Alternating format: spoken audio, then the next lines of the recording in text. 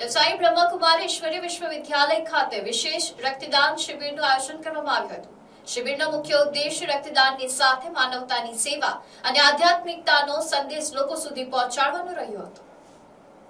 આ પ્રસંગે બ્રહ્મકુમારી બહેને જણાવ્યું હતું કે અકસ્માત કે અન્ય કોઈ કારણસર જ્યારે શરીરમાં રક્તની અછત સર્જાય છે ત્યારે જ લોકોને રક્તની સાચી કિંમત સમજાય છે।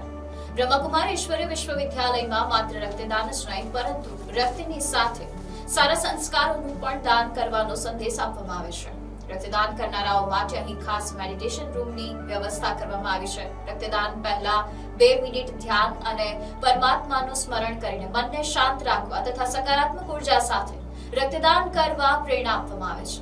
બ્રહ્મકુમારી બહેને વધુમાં જણાવ્યું હતું કે રક્તદાન માનવતાની સેવા માટે ઉમદા કાર્ય છે।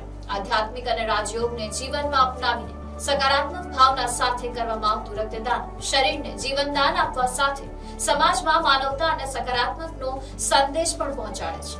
અંતમાં દેશવાસીઓને વધુમાં વધુ રક્તદાન કરવા અપીલ કરવામાં આવી હતી અને રક્તદાન સાથે માનવતા તથા સકારાત્મકનું પણ દાન કરીએ એવો સંદેશ આપવામાં આવ્યો હતો।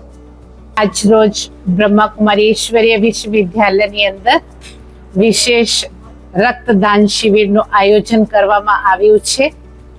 જ્યારે આપણે જોઈએ છીએ કે કોઈનો એક્સિડન્ટ થાય કે કોઈને કોઈ બી કારણસર રક્ત ઓછું થઈ જાય શરીરમાં ત્યારે એને રક્તની કિંમત સમજાય છે અને બ્રહ્મકુમારી ઈશ્વરીય વિશ્વવિદ્યાલયમાં આ શીખવાડવામાં આવે છે કે ફક્ત આપણે રક્તદાન જ નથી કરતા પણ એ રક્તની સાથે સાથે આપણે સંસ્કારોનું પણ દાન કરીએ છીએ અને અહીંયા જે જ્ઞાન અને રાજયોગનું શિક્ષણ આપવામાં આવે છે એને આપણા રક્તને ઉર્જાવાન બનાવીએ છીએ જેથી આપણા રક્તની એક બૂંદ બી જેમના શરીરમાં જશે તો એ પોઝિટિવ કાર્ય કરી શકે અને પોતાની શક્તિનું સકારાત્મક ઉપયોગ કરી શકે।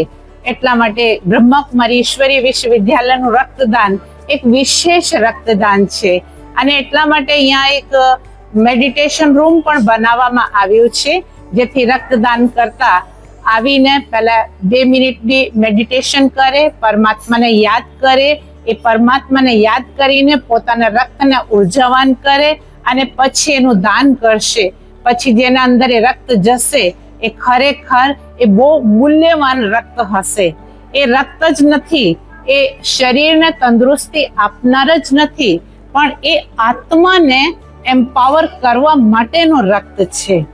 એટલે દરેક દેશવાસીઓને હું તો એ કહીશ કે રક્તદાન તો આપ કરો છો એ માનવતાનું બહુ ઉમદા કાર્ય છે કારણ કે આજે જ્યારે માનવતા મરી પરવારી છે એવામાં એવા કાર્યો આપણા દેશને બચાવી રહ્યા છે પણ એની સાથે સાથે આધ્યાત્મિકતા જીવનમાં અપનાવીને પોતાના રક્તને ઉર્જાવાન બનાવીને પછી દાન કરશો તો એ ડબલ કામ કરશે, શરીરને પણ તંદુરસ્તી આપશે અને સાથે સાથે આત્માને પણ એમ્પાવર કરશે।